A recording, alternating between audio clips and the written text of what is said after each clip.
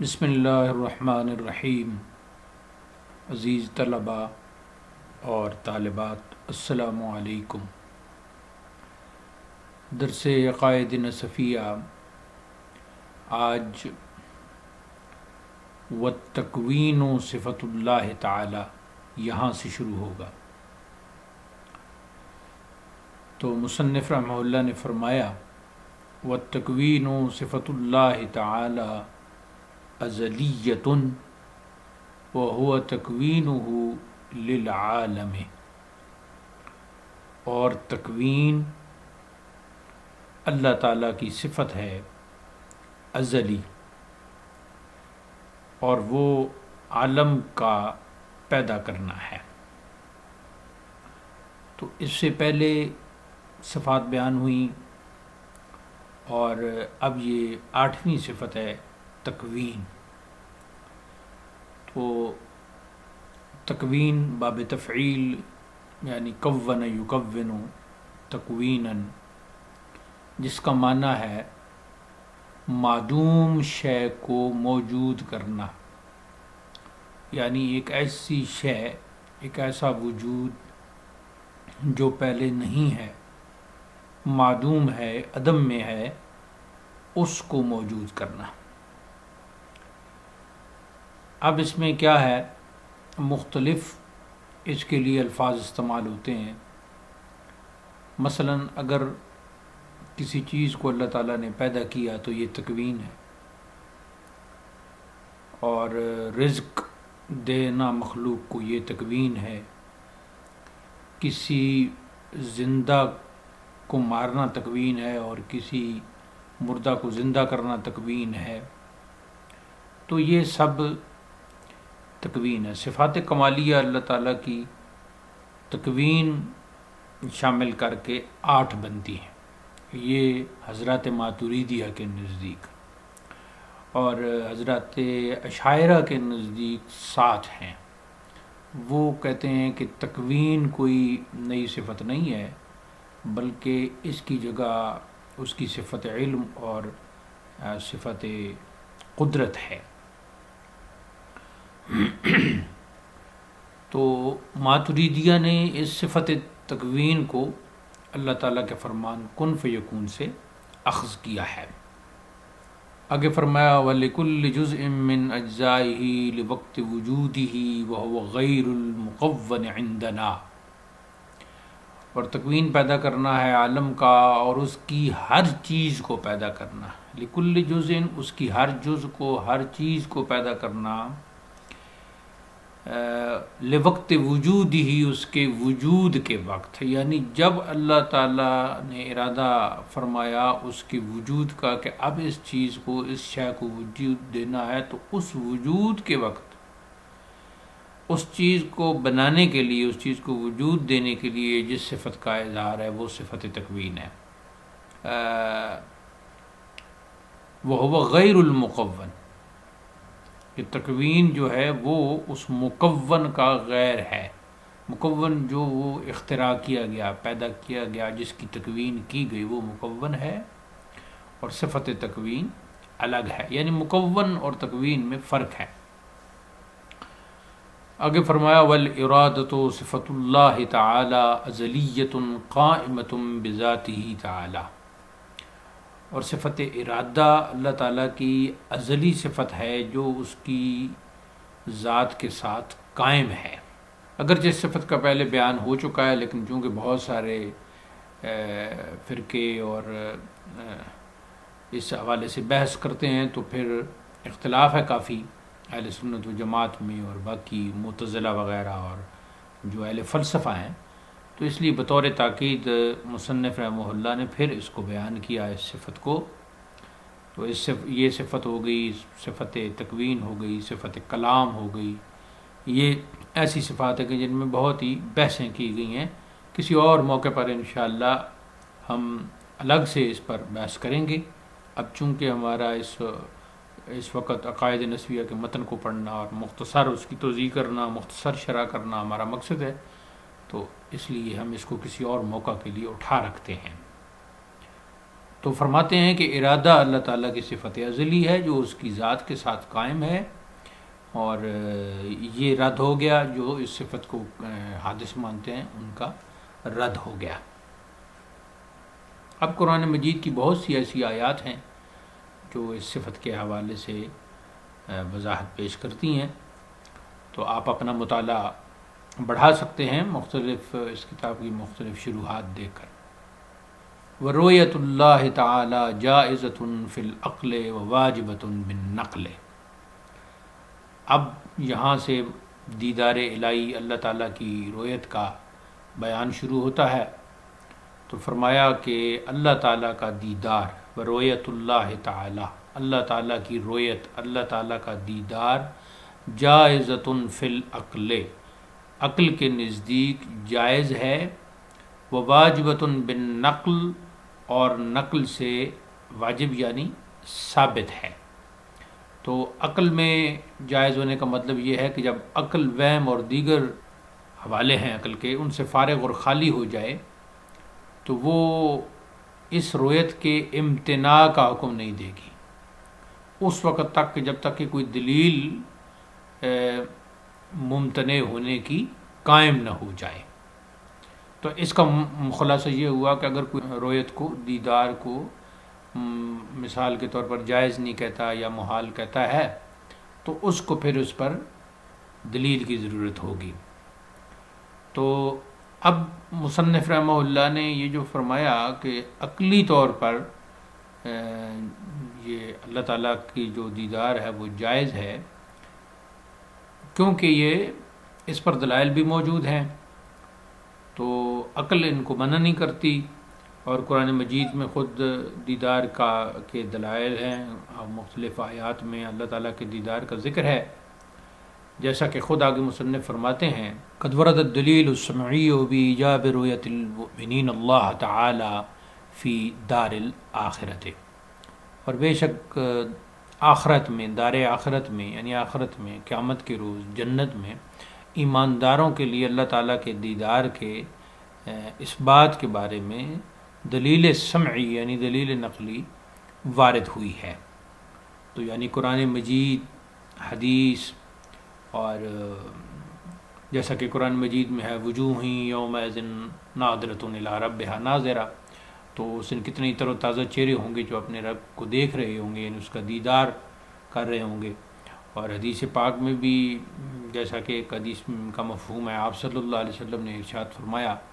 کہ تم عنقریب اپنے رب کو اس طرح دیکھو گے کہ جس طرح تم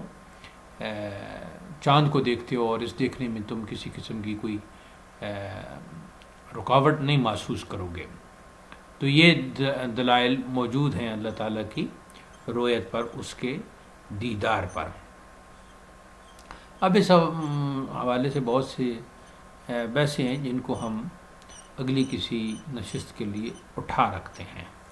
آگے فرمایا فَيُرَى لَا فِي مَكَانٍ وَلَا عَلَى جِهَةٍ مِّن مُقَابِلَةٍ او اتصال شعاع او ثبوت مسافت بین الرائی و بین اللہ تعالی۔ اب وہ دیدار کس قسم کا ہوگا تو اس کے بارے میں کہتے ہیں کہ پس اللہ تعالیٰ دکھائی دے گا، لیکن اس انداز سے نہیں کہ وہ کسی جگہ میں ہے یا کسی مکان میں ہے، نہ وہ سامنے کی، ولا اعلیٰ یعنی فیورا، وہ اس کا دیدار تو ہوگا، دکھائی تو دے گا، لا فی مکان، اس حال میں نہیں کہ وہ کسی مکان میں ہے، کسی جگہ میں ہے، کسی جگہ سے متصف ہے، ولا اعلیٰ جہت میں مقابلت، اور نہ سامنے کی جہت میں ہونے کے ساتھ یعنی سامنے ہے، او اتصال شعاع یا شعاع کے اتصال کے ساتھ متصف ہے، او ثبوت مسافت، یا اس میں اللہ یعنی بین الرائی و بین اللہ تعالیٰ، دیکھنے والے اور اللہ تعالیٰ کے درمیان کوئی مسافت کا ثبوت ہے، یعنی کوئی خاص فاصلہ ہے، کیونکہ ہماری آنکھ جب کسی دوسری چیز کو دیکھتی ہے تو اس میں ایک خاص فاصلہ بھی ضروری ہے۔ اگر بالکل یہ اس انگلی کو مثلا دیکھنا ہے تو آپ ادھر سے آپ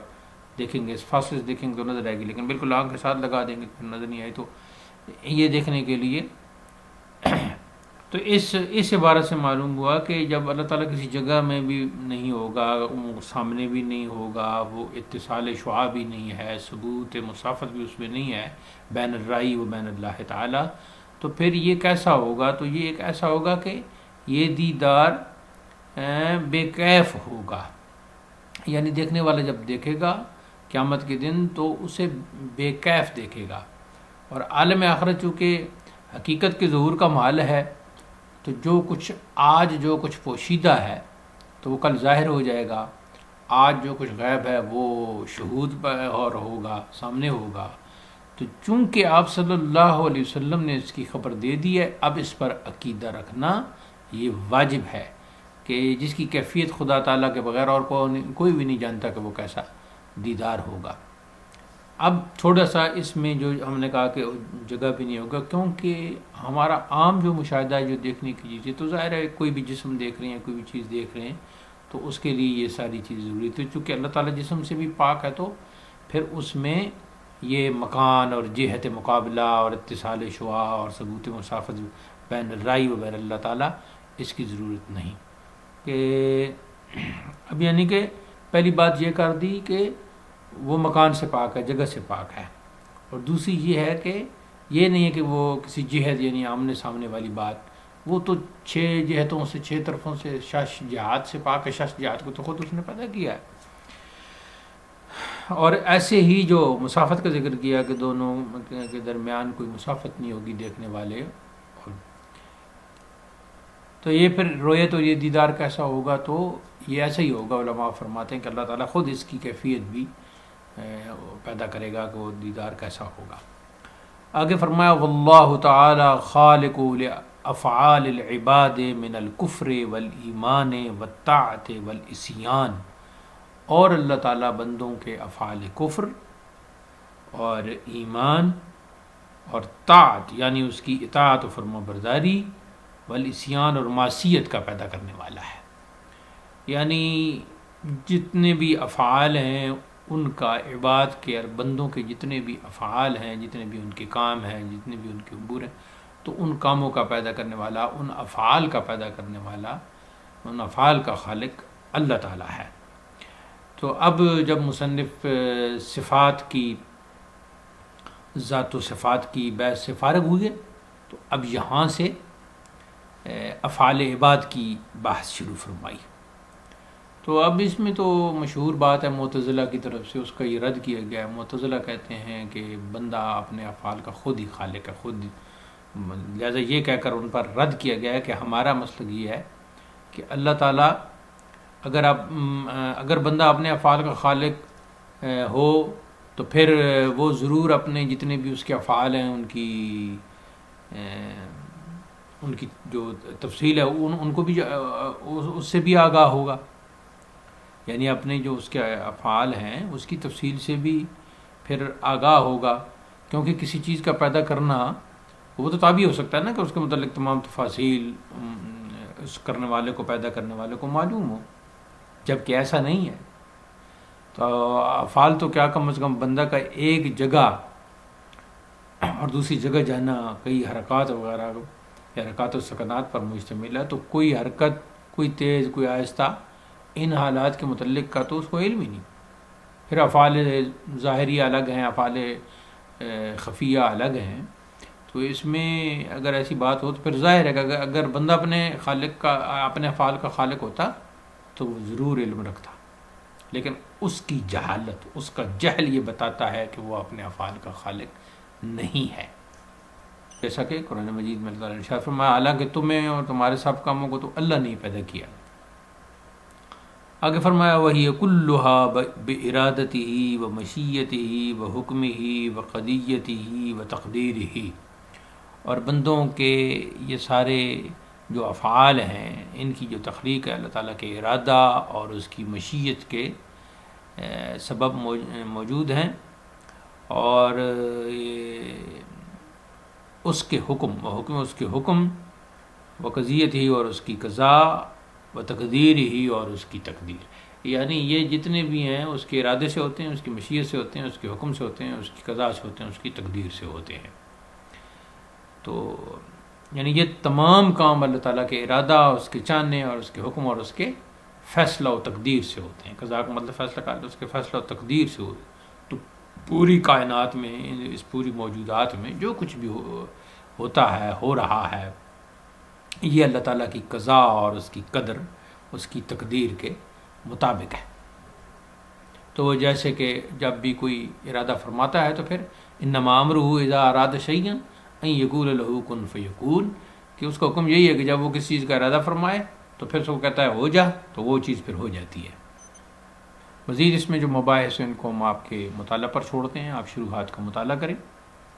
تو انشاءاللہ پر یہ بات واضح ہوگی. آگے فرمایا وَلِلْعِبَادِ أَفْعَالٌ اخْتِيَارِيَّةٌ يُصَابُونَ بِهَا وَيُعَاقَبُونَ عَلَيْهَا، اور بندوں کے لیے اختیار والے افعال ہیں اور اس میں یصابون بہا، ثواب دیے جاتے ہیں ان پر، ویعاقبون علیہا، اور عذاب دیے جاتے ہیں ان پر. تو یہ جو بندوں کے اختیاری افعال ہیں، یعنی بندوں کو اللہ تعالیٰ نے اختیار دے دیا ہے کہ وہ اپنے ارادے سے ان افعال کا یہ افعال انجام دیں. تو اگر اچھے کریں گے، اچھے افعال ہوں گے تو وہ مستحق ثواب ہوں گے، اور اگر وہ عصیان کی طرف، نافرمانی کی طرف اور گناہ کی طرف آئیں گے تو پھر لائق عذاب ہوں گے. لہٰذا بندے پتھروں کی طرح مجبور نہیں ہیں، جیسا کہ بعض فرقوں کا یہ معتزلہ وغیرہ ان کا یہ خیال ہے، ان کا یہ عقیدہ ہے. اس میں فرقہ، خاص کر فرقہ جبری جو ہے، تو وہ بندوں کو مجبور،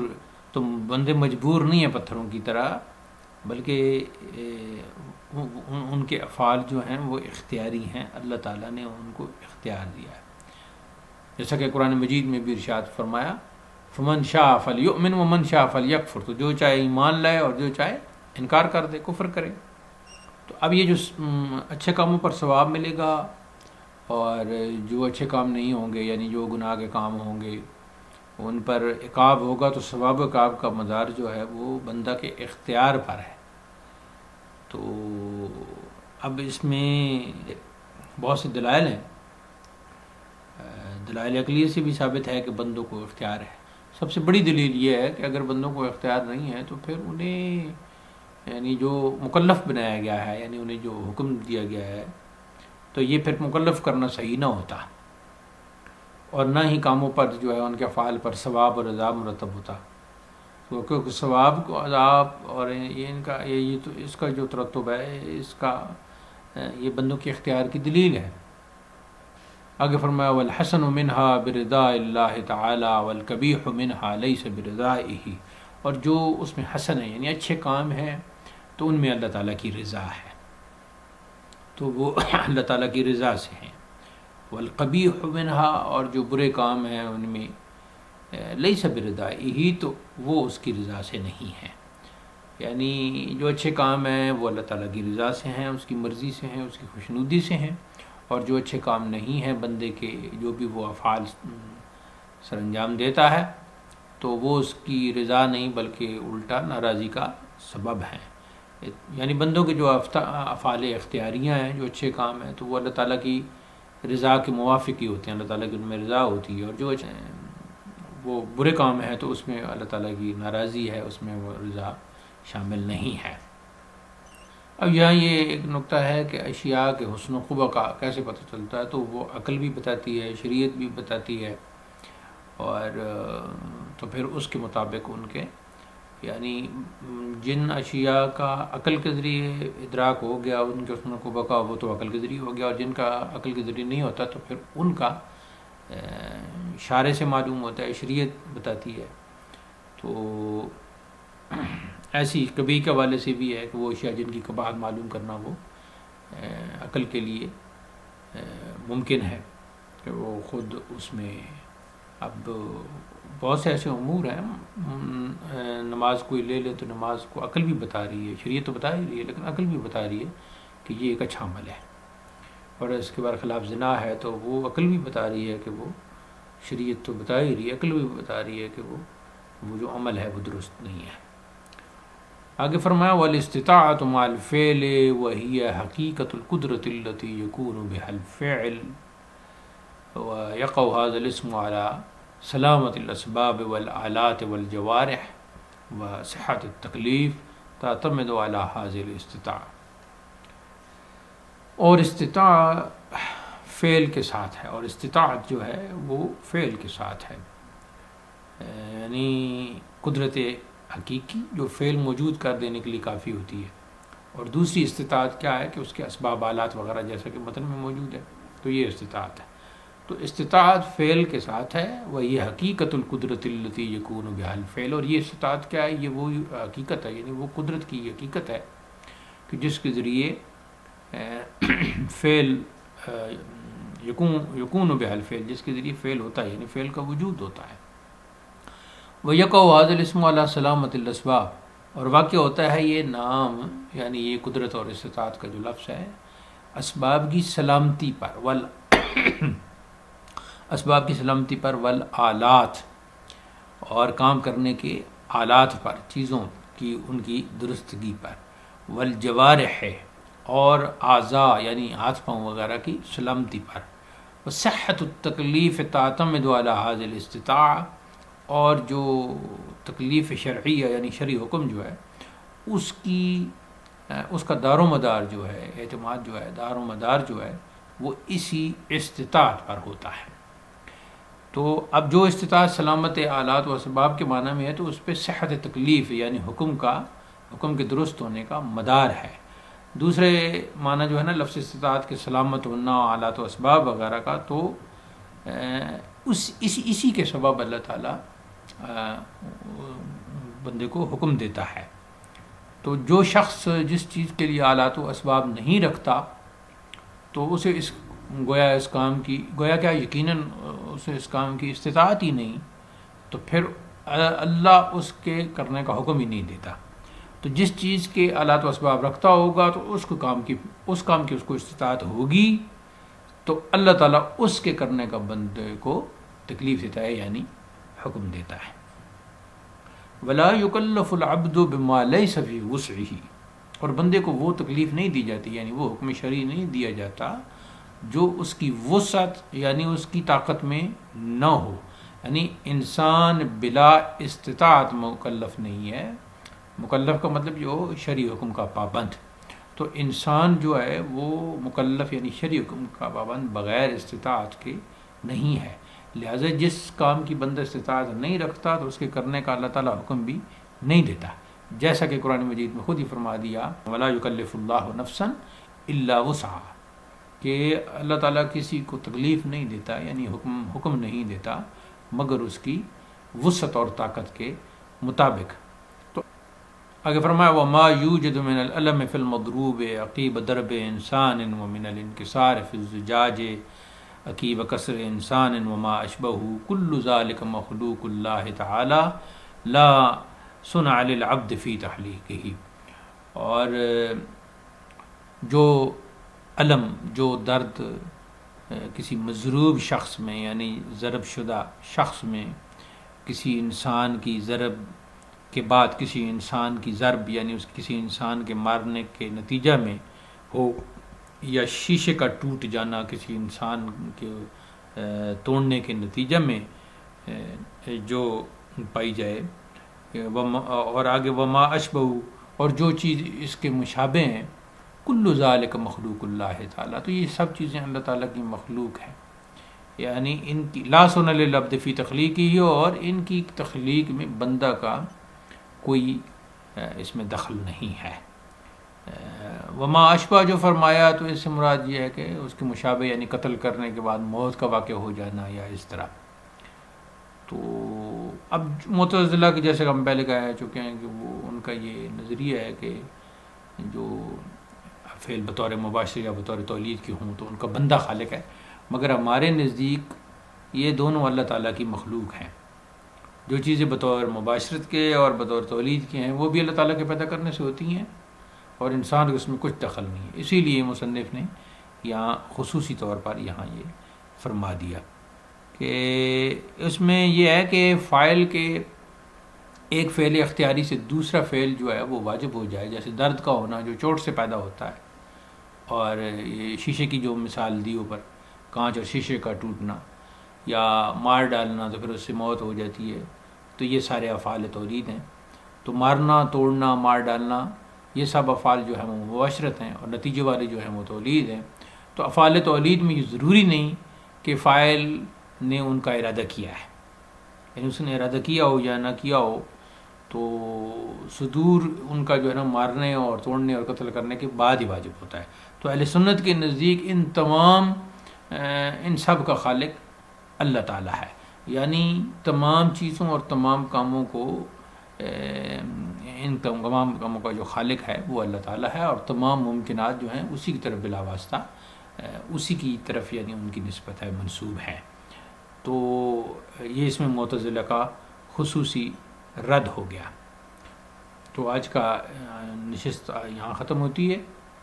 اور اس میں جو بعض مباحث ہیں جس کی طرف ہم نے مطالعہ کا اشارہ کر دیا، تو اس میں مطالعہ آپ ضرور کریں، شروعات کا، عربی شروعات کا، اردو شروعات کا، تو انشاءاللہ آپ پر وہ سارے مباحث واضح ہو جائیں گے۔ خلاصہ ہم نے ان کا بیان کر دیا ہے۔ تو اگلے درس میں ہم انشاءاللہ یہاں سے متن پڑھیں گے والمقتول میت باجلہ، اور مقتول اپنے اجل یعنی اپنے وقت پر مرتا ہے۔ یہاں سے اگلے درس کا آغاز ہوگا۔ وآخر دعوانا الحمدللہ رب العالمین، السلام علیکم ورحمۃ اللہ۔